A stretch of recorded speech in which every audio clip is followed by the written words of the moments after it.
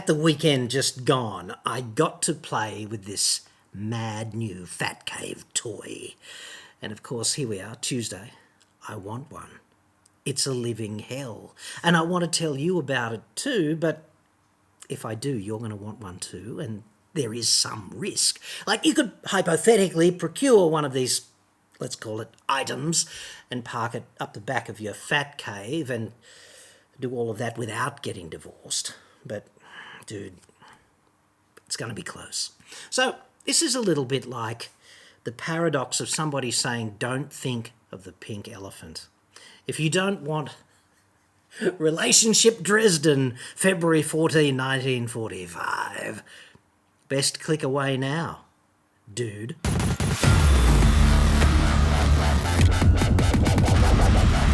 I'm John Cadogan from Expert.com.au, and I get new cars. Shit. Australia only. Website. Card. Get this email the other day, okay? And it intrigues me because it requests my presence somewhere. And it's not a writ. People don't normally do that. Anyway, it's at a top secret, undisclosed location, invitation only. My interest is piqued. I don't think I'm giving the game away by telling you it's in Rivo. Now, if you're not from around here, or you're an eastern suburbs wanker, then if you grew up in, I don't know, Cornwall or Bordeaux or Tuscany or Paris or Rome or London, upstate New York, something like that, then you've really missed out, dude, because nothing in your life experience really encapsulates the unique cultural bandwidth of Rivo. Men are men in Rivo. There's no ambiguity. Half the chicks you meet are also probably men. I don't know. I can't tell these days. There's a bit of ambiguity there. But anyway, there's nothing wrong with that. Two kinds of footwear. Thongs, the shoes du jour, obviously. But later on in the year, it's Uggs, bro. And flannies, right? Sleeves off, sleeves on, heralding the change of season one way or the other, the circle of life, Hakuna Matata kind of thing. Anyway, I'm there. I've got my best Rivo clothing on. I'm dropping me G's fitting right in, mate. Yeah, how you going? Kind of thing. And the invitation comes from a dude who's a fan of the channel. His name's Rohan. He runs this niche business called Hero Hoists, and no, not sponsored. No money is changing hands. I just got super impressed by this one product, and I want to talk to you about it because hoists are a fantasy thing, right? Everyone wants one, and if you've only got 2.1 metre ceiling in your garage, then you probably can't have one. But, you know, there are dudes who could have a hoist, but anyway, talk about Hero Hoists for a minute. They're a niche business. They do 2 posters and 4 posters and truck hoists and caravan hoists and scissor lifts and ATV hoists and motorcycle this and that, whatever. Like, if you need a lift and you're sick of sticking a jack up your ass, just herohoists.com.au, hashtag not sponsored. So anyway, I see this busted ass Nissan Micra go up on this single post lift, and I go, right? Because single post, okay, it's cantilevered. It's like a pallet truck. You can just wheel it around. And I look at the safe working load capacity on this thing. It says 2.5 tons. And I thought, what if a dude who really doesn't fit in this location got his Triton that he paid for with his own money and stuck it 1.8 metres up in the air and rocked it backwards and forwards and tried to kind of throw it off? And what would be the worst that could happen? Value would be zero and one of us would be crushed. But aside from that, it's worth doing. It's worth Dulux, right? I thought, yeah, let's Dulux the shit out of this. I'm just suggesting that this is a pretty fun toy. And dude, if you've got $5 and a bit, $1,000 just, you know, lying around in the fund for the grandchildren or something, the inheritance fund, then blow it. Blow it now is what I'm suggesting. This thing has 2.5 ton lift capacity. It's essentially a pallet truck that you jack up, just like a pallet truck, and it's got a hoist attached. It weighs 700 kilos, amazingly enough, but it wheels around just fine on a flat concrete surface. It's great. Now, I'm not sure whether it's a good idea to use a device like this if you've got a real modern project home with that waffle pad or waffle pod, whatever they call it, construction. Anyway, what I'm talking about is if the garage is built on those polystyrene blocks that are essentially just lightly coated in concrete, this could be a very bad idea. But if you've got a proper concrete slab, this thing is fine, right? It's got to be reasonably level, obviously, because we're lifting heavy stuff up into the air, but you wheel it around fairly effortlessly. In fact, it's so effortless that you're not aware of its mass at times, and it would be easy to wheel it into the side of your vehicle, even though you're kind of pulling it back and trying to stop it. So when you get close, you'd want to go slow, right? You can release the handle just to drop the weight of the mass of the thing on the floor, like it lowering the pallet off the pallet jack kind of thing, right? So it's really not that bad, but the first few times you just want to go slow is what I'm saying, okay? And you don't need to drill any holes in the floor, right? You don't need to suffer the indignity of your garage being permanently occupied by posts that are dyno bolted in, or this massive 4 post structure that is just there. Okay, so it is really useful, and hypothetically you could just use it outside too. There are photos online of these things being used outside on level concrete slabs. Not compatible with the slope though. Okay, so let's be reasonable about it.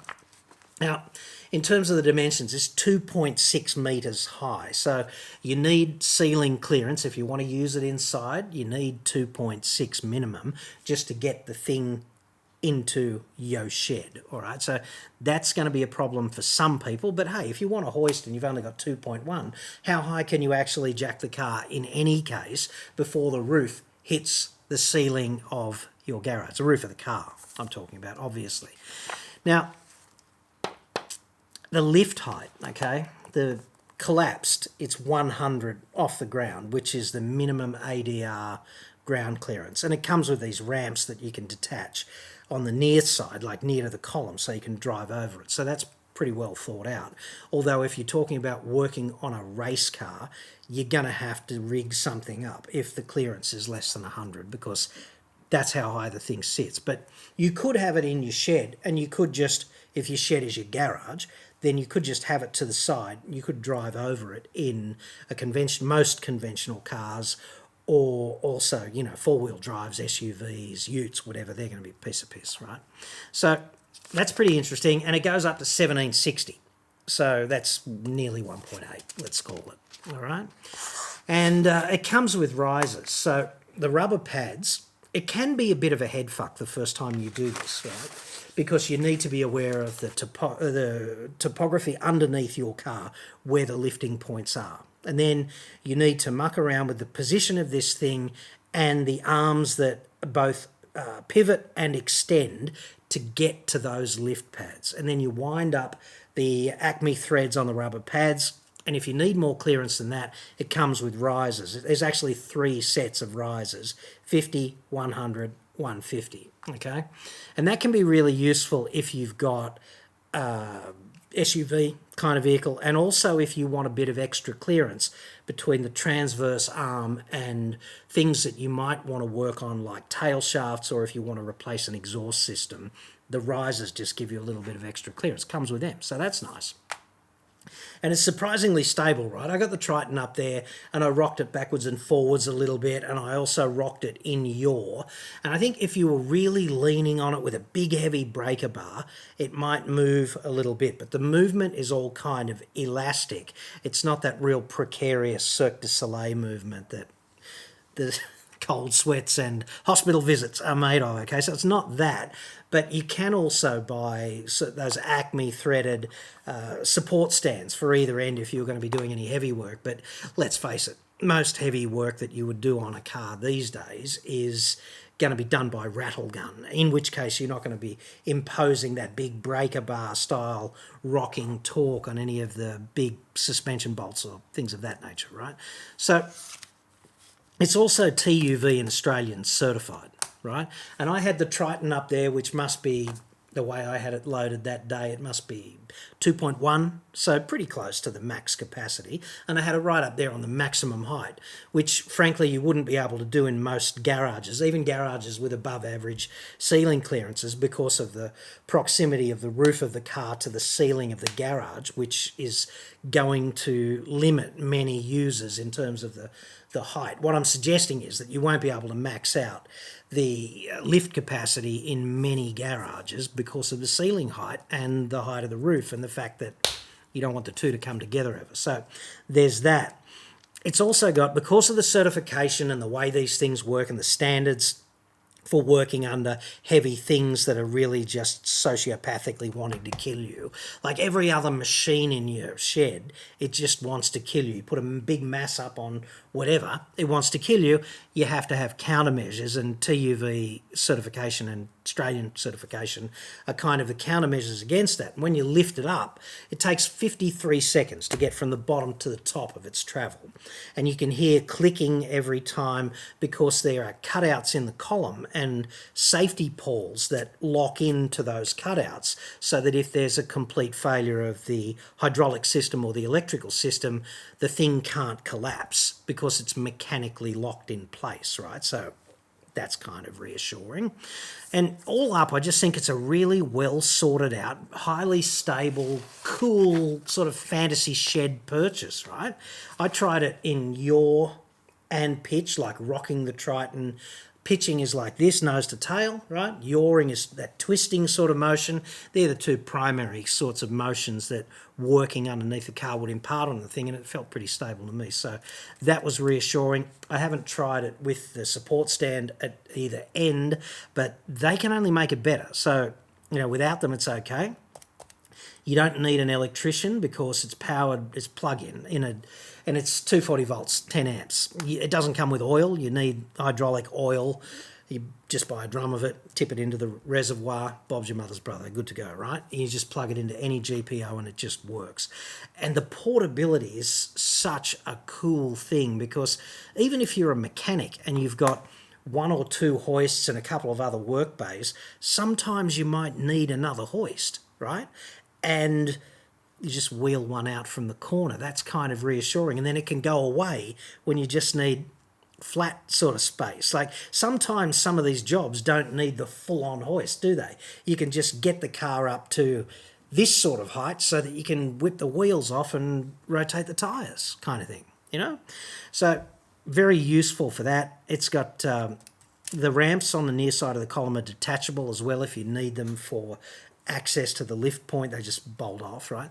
And the whole thing is really well made. Like it's built in China, and I know people have this negative viewpoint about Chinese manufacturing, but every second thing that's on sale in Australia is made in China, and my impression of it is the Chinese have the capacity to do any kind of manufacturing, from super high quality, ultra clean room, whatever, to super low quality.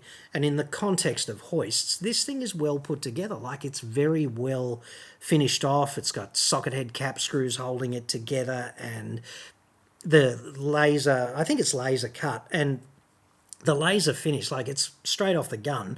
The laser cut finish on all of the cut surfaces is really nice. Like if you know anything about fabrication and engineering, you look at it and you go, yeah, a lot of thought went into that, kind of thing.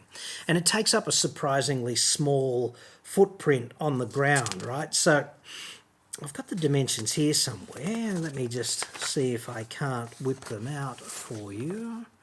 Yeah, the floor real estate, it takes up nearly 2.6 metres from the outside of the column to the far end. This is like in the transverse car width direction, okay? So 2.6 metres there, and it takes up nearly 1,400 front to back, longitudinally, in other words. So that's the size of the planned platform on the garage that you need. It's actually 2580 wide in the transverse direction and 1385 long. That's with the arms folded and the extendable ramps with the rubber pads on them pushed right in. Okay, so that's the space you need just to store it. But hypothetically, it'd just wheel into the corner and wait until the next time you wanted the car off the ground. And I just think that's a really neat way of getting the versatility of a hoist without all the inconvenience of having it take up all that space in what might be a fairly small shed/workshop arrangement for you. A hoist is dead easy to fantasize about, especially a super space efficient single poster like this one. But then there is the reality of how often you're going to use it and can you justify the expenditure. And this is a bridge that only you can cross, dude. Like a quality trolley jack, some jack stands, maybe a couple of ramps, that really does expand the work envelope on the home front, doesn't it? You can do a lot of things with just that equipment. But I'd have to say, Fantasy Hoist, literally, pun intended, next level. Because if you want to start changing transmissions and changing exhausts and changing springs and doing all manner of this and that underneath a car, then this sort of thing really does make all the difference imaginable. So there's that to weigh up. But I guess the other question you've really got to ask yourself is, how am I going to balance the books? Because there is a whole set of cohabitation accounts, is there not? Like, if you live with that special somebody and you opine that you might be thinking about a hoist, the question you really should be asking yourself before you even kick this discussion off is, how many designer handbags is that going to cost me? And having been down this road once or twice, let me just tell you that I think the answer is 3. That'll get you back in the black on the relationship front. And you don't have to understand the handbag thing any more than she has to understand the hoist thing. She'll have some friggin' Lady Dior handbag and, dude, you'll have a hoist.